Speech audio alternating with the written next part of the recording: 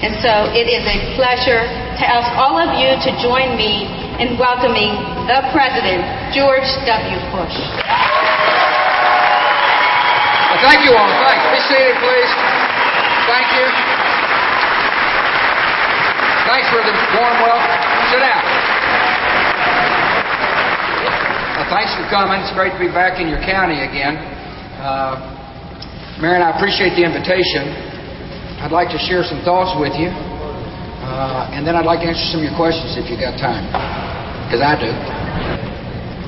My job is a decision-making job, and as a result, I make a lot of decisions, and it's important for me to have an opportunity to speak to you and others who would be listening. I want to make sure you understand what I know, and that is prosperity occurs because people work hard and dream dreams and work to fulfill those dreams. And so I congratulate you on the economic vitality of this region. I also want to thank the Christ family for welcoming us to this facility. And so when I talk about tax cuts, I want you to be thinking about tax cuts not only for yourself, but tax cuts for small business owners. Tax cuts matter. I appreciate so very much Chris Blank joining us today. Mr. Blank, I'm honored you were here.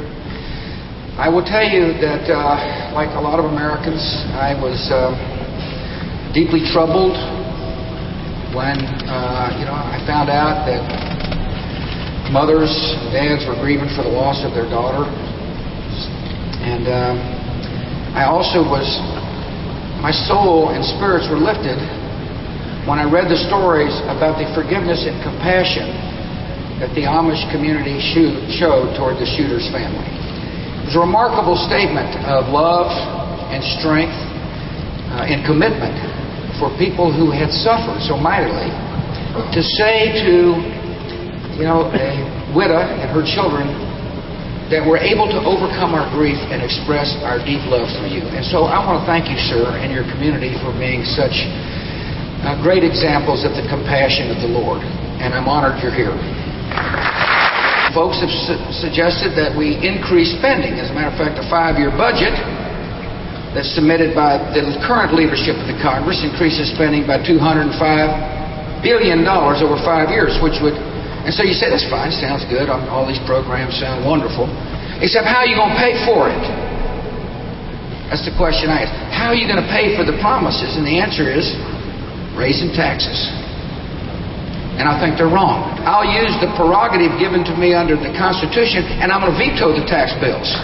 I'm more than willing to work with members of both parties from both houses. And if they need a little more money in the bill to help us meet the objective of getting help for poor children, I'm more than willing to sit down with the leaders and find a way to do so. I believe there's an Almighty, and I believe a gift of the Almighty to each man, woman, and child on the face of the earth is freedom. That's what I believe. And I believe it's in the interest of the United States of America to help people become free. It's a joy to be your president. It's not only an honor, it's a joy. Because I truly believe the decisions I am making will yield the peace we want and the prosperity that we all desire. So now I'll be glad to answer some questions from you, if you got any. If not, I can keep on blowing hot air till the time. Well, if we have a troop in harm's way, they're going to have the best. They're going to have what's necessary so they can do their job. Now, and secondly, we are bringing troops home. First, I appreciate you being here and being in this kind of forum to answer questions. Thank you. It helps me to have a better understanding of you as a person. So thank you very much. Thanks. I have 2 questions, if I could. One is, can you talk about the Farm Bill and how it's going to help local farmers in this area?